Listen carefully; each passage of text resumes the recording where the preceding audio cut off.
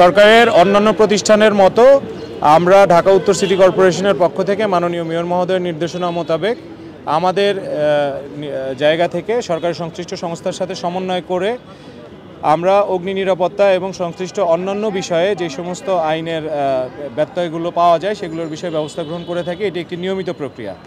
তো আজকে আমাদের সাথে ফায়ার সার্ভিসের সংশ্লিষ্ট একটি চৌকস দল তারা সহায়তা করেছেন। তাদের সহায়তায় আজকে আমরা গুলশানের এই ৪৫ নং সড়কের ৩৩ নম্বর প্লটের যে ভবনটি রয়েছে এবং এর পার্শ্ববর্তী যে ভবন, এই দুটি ভবনে আমরা তাদের উপস্থিতিতে আমরা এই জায়গাটায় পর্যবেক্ষণ করেছি এবং তাদের ফায়ার সার্ভিসের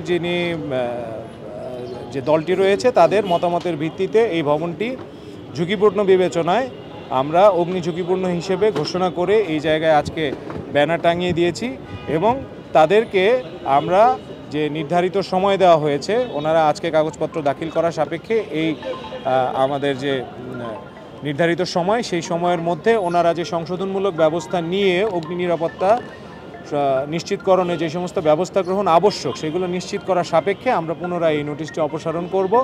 অন্যথায় যদি তাদের এই জায়গা থেকে কোনো ব্যত্যয় পাওয়া গিয়ে থাকে তাহলে আমরা পরবর্তী আইনানুগ ব্যবস্থা গ্রহণের মাধ্যমে এই ভবনের পরবর্তী আইনানুগ ব্যবস্থা গ্রহণ করব। আমরা এখানে অভিযোগ পেয়েছি বলতে আমরা এই এলাকাতে ফায়ার সার্ভিস যে কাজ করে থাকেন তাদের পরিদর্শনের পর্যবেক্ষণের বেশ কিছু বিষয় তারা আমাদের সাথে শেয়ার করেছেন। তার প্রেক্ষিতে আমরা ঝুঁকিপূর্ণ ভবনগুলোতে আগে অগ্রাধিকার ভিত্তিতে যাচ্ছি এবং তাদের ব্যবস্থা সরেজমিনে পর্যবেক্ষণ করে তাদের ব্যবস্থা গ্রহণ করছি। আমার নাম মাহমুদুল হাসান, আমি এক্সিকিউটিভ ম্যাজিস্ট্রেট ঢাকা উত্তর সিটি কর্পোরেশন। আরও একটি বিষয় বলি, এই জায়গাটাতে মোবাইল কোর্ট পরিচালিত হয়েছে, মোবাইল কোর্ট আইন 2009 এবং এর তফসিলভুক্ত আমাদের যে এখতিয়ার সম্পন্ন যে সমস্ত আইনগুলোতে আমরা মোবাইল কোর্ট পরিচালনা করতে পারি সেগুলোর সংশ্লিষ্ট সবগুলোতেই পরিচালিত হয়েছে। যেমন আমরা নিচতলায় একটি রেস্তোরাঁতে বেশ কিছু অনিয়ম পেয়েছি যেখানে আপনার স্বাস্থ্যগত যে সমস্ত কমপ্লায়েন্স প্রয়োজন সেগুলো তাদের ছিল না, তার প্রেক্ষিতে আমরা তাদেরকে জরিমানা আরোপ করা হয়েছে এবং তাদের অর্থদণ্ড আদায় করা হয়েছে। ইতিমধ্যে তো আমাদের নির্বাহী ম্যাজিস্ট্রেট মাহমুদুল হাসান ওনার যে অংশটি উনি পরিচালনা করেছেন সে বিষয়ে বক্তব্য দিয়েছেন। ওভারঅল আমাদের এই মহাখালী জোনে আমাদের আঞ্চলিক নির্বাহী কর্মকর্তা আমি মোহাম্মদ জুলকার নারায়ণ আমার নেতৃত্বে এবং আমাদের যে টিম আছে সিটি কর্পোরেশনের এবং সঙ্গে আমরা ফায়ার সার্ভিস, সিভিল ডিফেন্স, আমাদের পুলিশ বাহিনী সহ আমাদের পিবিএন সবাইকে নিয়ে যৌথভাবে একটা টিম নিয়ে কিন্তু আজকে কাজ করছে, আপনারা দেখছেন। তো আমি যে পাশের ভবনটিতে আমি গিয়েছিলাম এবং এই ভবনটি মাহমুদ দেখেছে, সে তার মতো অবজারভেশন সে পেয়েছে। আমি আমার যে অবজারভেশন পেয়েছি তাতে ভবনের যে প্যাসেজ, যে বহির্গমন পথ, যে সিঁড়িটি রয়েছে সেই সিঁড়িটিকে তারা একটা দোকানে রূপান্তরিত করে সেই দোকানে তারা মালপত্র রেখেছে। এই কারণে ওই সিঁড়িটিকে তারা প্রতিবন্ধকতা তৈরি করার কারণে এবং প্যাসেজটি নষ্ট করার কারণে তাকে 50,000 টাকা কিন্তু সেবা ভবনের নিস্তারায় আমাদের সোনারগাঁ স্টোরকে কিন্তু 50,000 টাকা জরিমানা করা হয়েছে এবং এটা আদায় করা হয়েছে এবং তাদের কাগজপত্র, যে দোকানের যে কাগজপত্রগুলো রয়েছে লাইসেন্স ছাড়াও সেগুলো সব আমরা জব্দ করেছি এবং পরবর্তীতে লাইসেন্স বাতিল সহ যে কার্যক্রমটি আমাদের জোন অফিস থেকে করা হয়ে থাকে সেটা আমরা ব্যবস্থাপনা করব। এটা কেউ বললেও করবো, আমি আমার দৃষ্টিতে যা পেয়েছি তাই করলাম। এছাড়া আমরা আজকে যে ভবনটিতে এখন দাঁড়িয়ে আছি সেখানে কিন্তু আপনারা দেখেছেন একটা ব্যানার টানানো হয়েছে।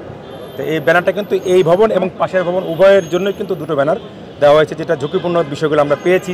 আমাদের সঙ্গে যারা এই বিষয়ে ভালো জানে অগ্নি নির্বাপন বিষয়ে নিয়ে তাদের সঙ্গে সহযোগিতা নিয়ে কিন্তু আমরা তথ্যগুলো নিয়ে কাজটা করেছি।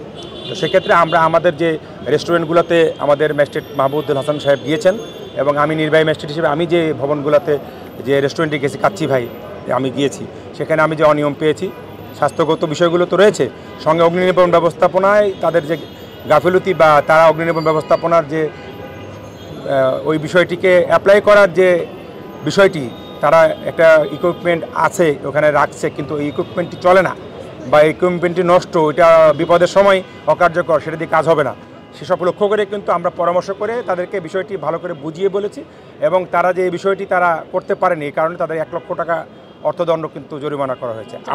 আমার পক্ষ থেকে এখানে 1 লক্ষ টাকা এবং এখানে 50,000 টাকা, 1.5 লক্ষ টাকা আমি জরিমানা করেছি এবং তারা অর্থদণ্ড আদায় করা হয়েছে। বিভিন্ন আইনে কিন্তু করা হয়েছে, শুধু একটা সিটি কর্পোরেশন নির্দিষ্ট আইন কোনো না, আমাদের যে সমস্ত আইনে তফসিলভুক্ত আছে সবগুলো আইনেই তাদের কাভার করে, কোনোটা হয়তো খাদ্যদ্রব্যের জন্য, কোনোটা হয়তো অগ্নি নির্বাপন ব্যবস্থা ত্রুটির জন্য, কোনোটা ভোক্তা অধিকার আইন, সব আইনে আমরা অ্যাপ্লাই করেছি। আচ্ছা, আপনার কাছে একটা প্রশ্ন, সেটা হচ্ছে সিঁড়ির নিচে যে এখানে যে দোকানটা তার কিন্তু বৈধ লাইসেন্স আছে। এখন যে লাইসেন্সটা যখন দিয়েছে এর সাথে সংশ্লিষ্ট যে আপনার যে কর্মকর্তা তিনি কি আসলে লাইসেন্সটাকে দেখে দেয় না, অথবা যিনি দিয়েছে তার বিরুদ্ধে কোনো আপনার ব্যবস্থা নেবেন?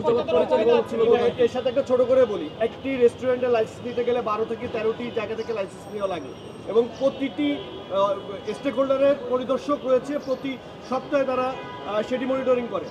এতদিন ধরে এই রেস্টুরেন্টগুলো এইভাবে পরিচালনা হচ্ছে, এই দায়ভার কি এই পরিদর্শকদের মধ্যে পড়ে কিনা? আপনি নিজে আদালত, আপনি নিজে এখানে চলে এসেছেন, আদালত নিজে এখানে চলে এসে বিচার করছেন, তাহলে রেস্টুরেন্ট মালিকদের যদি বিচার হয় সেই ক্ষেত্রে তাদের কোনো ব্যবস্থা নেবেন কিনা একটু বলে যাবেন। আমাদের সিটি কর্পোরেশন, আমরা সিটি কর্পোরেশনের পক্ষ থেকে মাননীয় মেয়র মহোদয়ের নেতৃত্বে উত্তর সিটি কর্পোরেশন থেকে আমরা কাজগুলো করছি। আমাদের যেটুকু সিটি কর্পোরেশনের মধ্যে পড়ে, সিটি কর্পোরেশনের পক্ষ থেকে আমরা কিন্তু ওদের কিন্তু লাইসেন্স, যেটা সিটি কর্পোরেশনের লাইসেন্সটা আমরা কিন্তু আমাদের পর্যায় থেকে দেওয়ার ব্যবস্থা আছে, লাইসেন্স নবায়নের ব্যবস্থা আছে। লাইসেন্স যদি কোনো কারণে তারা কোনো গাফিলতি করে সেটি নিয়ে লাইসেন্সটি কিন্তু সিজ করে লাইসেন্সটি বাতিল করার ক্ষমতা কিন্তু সিটি কর্পোরেশনে আছে।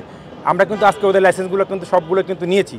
এখন আমরা আমাদের এটা যাচাই বাছাই করে যদি এর মধ্যে যে সমস্ত অসংলগ্নতা পাবো আমরা কিন্তু লাইসেন্সটা বাতিলও করতে পারি। না, লাইসেন্স বিষয়টা এটা না, লাইসেন্সটা দেওয়ার ক্ষেত্রে লাইসেন্স দেওয়ার ক্ষেত্রে আপনাদের যে কর্মকর্তা জড়িত ছিল, কাগজ কলমে লাইসেন্স নাকি নিয়ম অনুযায়ী দেখে শুনে লাইসেন্স হয়? নিয়ম অনুযায়ী দেখে শুনে নিয়ম অনুযায়ী আমাদের সিটি কর্পোরেশন থেকে যে লাইসেন্সটি দেওয়া হয়, যদি সেই বিষয়ে কোনো অ্যানোমালি পাওয়া থাকে তাহলে আমরা কিন্তু সেই বিষয়ে, যেটা আপনি প্রশ্ন করেছিলেন, আমরা কিন্তু তার বিরুদ্ধে আইনানুগ ব্যবস্থা নেব।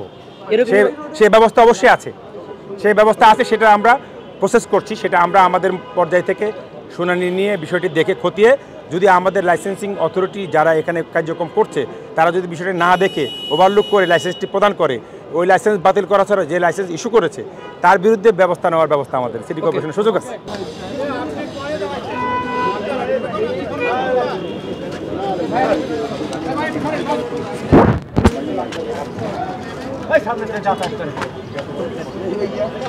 সংবাদ, ফিচার ও অনুষ্ঠানের জন্য ভিজিট করুন সংবাদ প্রকাশের ওয়েবসাইট এবং যুক্ত থাকুন ফেসবুক পেজ ও ইউটিউব চ্যানেলের সঙ্গে।